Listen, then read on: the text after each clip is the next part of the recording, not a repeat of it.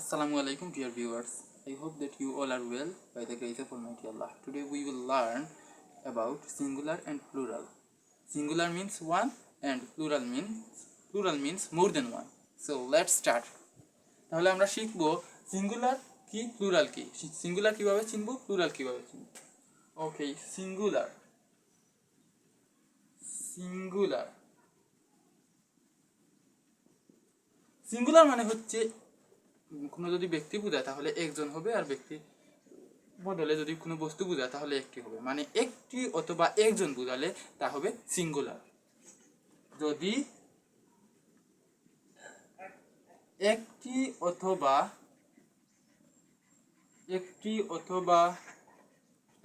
একজন বোঝায়,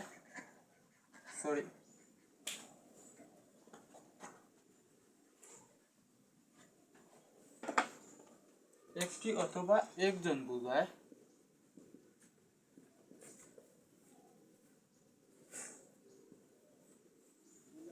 তাহলে তা হবে সিঙ্গুলার।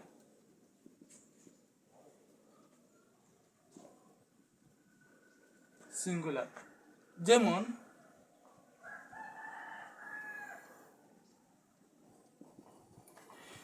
এ বুক হতে পারে, এ পেন হতে পারে, এ পেন্সিল হতে পারে। এ বুক, এ পেন। এখানে এ বুক দ্বারা একটি বই বোঝাচ্ছে, এ পেন দ্বারা একটি কলম বোঝাচ্ছে। তাহলে যদি একটি বোঝায় তাহলে কি হবে? সিঙ্গুলার। যদি ব্যক্তি বোঝায়, যেমন রহিম বা করিম, যদি ব্যক্তি বোঝায় এবং ব্যক্তি একজনের নাম বোঝায় তাহলে সেটা হবে singular. And now we will learn plural.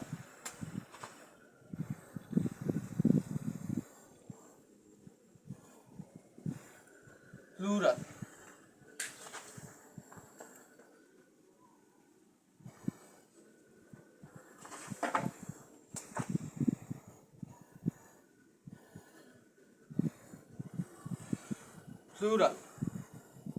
প্লুরালও চিনা খুবই সহজ।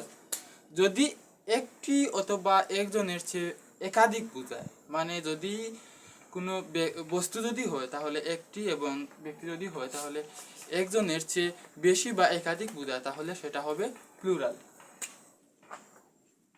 যদি একটি অথবা একজনের চেয়ে বেশি হয়, একজনের চেয়ে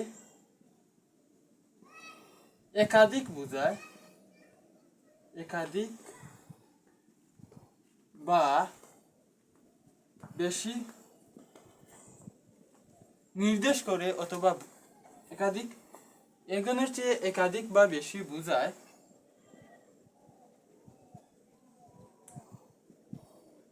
তাহলে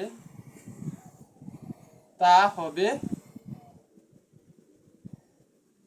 কি? প্লুরাল।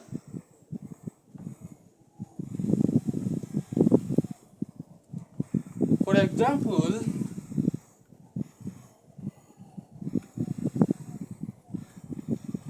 বুকস হতে পারে, মানে যদি একটির চেয়ে বেশি বোঝায়, যদি 2 বুকস বলি, 3 বুকস বলি তাহলে এটি হবে প্লুরাল। যেমন 2 বুকস,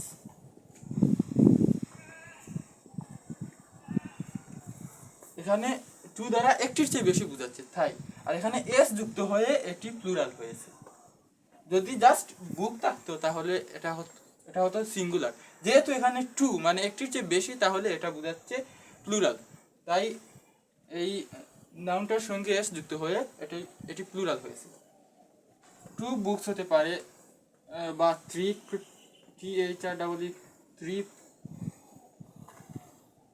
পেন্স হতে পারে, etcetera.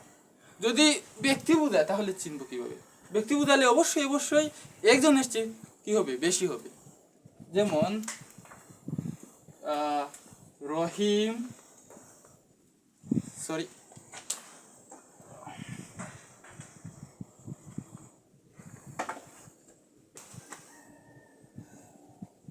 Rahim and Karim,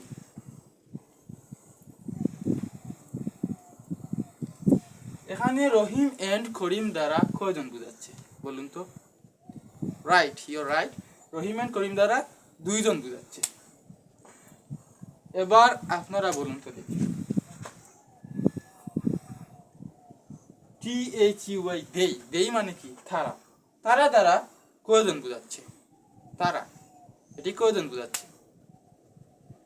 right, তারা দ্বারা অনেকজন বোঝাচ্ছে, মানে একজনের চেয়ে অনেকজন বোঝাচ্ছে, একজন ব্যক্তির চেয়ে একাধিক ব্যক্তি বোঝাচ্ছে। So that is the plural, right? তাহলে এটি হবে plural. So dear learners, I think that this class will be really effective for you, especially if you would like to be an expert at English grammar, and especially for beginners this class is going to be really positive for you.